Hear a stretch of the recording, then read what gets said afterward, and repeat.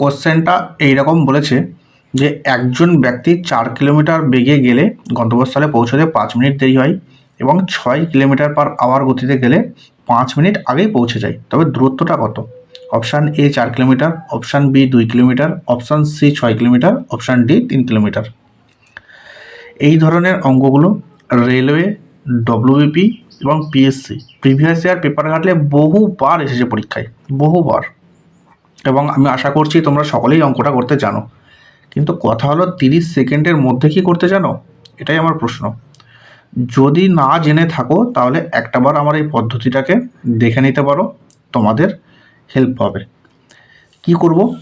সবার প্রথমে প্রথম যে স্পিড দিয়েছে আর যেটা দ্বিতীয় স্পিড দিয়েছে এই দুটোকে গুণিতক আকারে লিখব।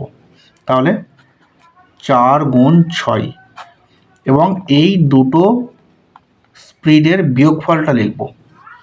6 থেকে 4 বাদ দিলে 2, ব্যাস, গুণ। এবার যে সময়টা আগে গেছে, যে সময়টা দেরি হয়েছে, এই দুটোর যোগফল। 5 মিনিট আগে গেছে আর এদিকে 5 মিনিট দেরি হচ্ছে, তাহলে 5 5 10 মিনিট বাই 60 ঘন্টাতে প্রকাশ করতে হবে। এবার যদি এখানে থাকতো 5 মিনিট দেরিতে হচ্ছে, পরের বারও যদি আবার দেরি হতো, তখন কি করতাম? দেরি আর দেরি, একবার 5 মিনিট দেরি আর একবার 6 মিনিট দেরি, তখন এই দুটোর বিয়োগফল নিতাম।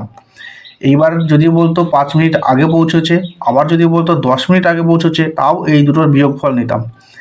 একবার দেরি আর একবার আগে যখন এই দুটো আলাদা আলাদা ঘটনা ঘটবে তখনই আমরা সময়টাকে যোগ করব। এইবার এটাকে কাটাকাটি করলে উত্তর চলে আসবে। কাটি, গেই গেল, এই 6 সঙ্গে 6 কাটলো, 2 দিয়ে 4 কাটলে হয় 2। তাহলে অপশান নাম্বার বিতে রয়েছে 2 কিলোমিটার দূরত্ব। এই হলো অঙ্কটা। যদি বুঝে থাকো আমি একটা অঙ্ক দিচ্ছি, ওটা কমেন্ট করে উত্তর জানাবে। সকলকে ধন্যবাদ।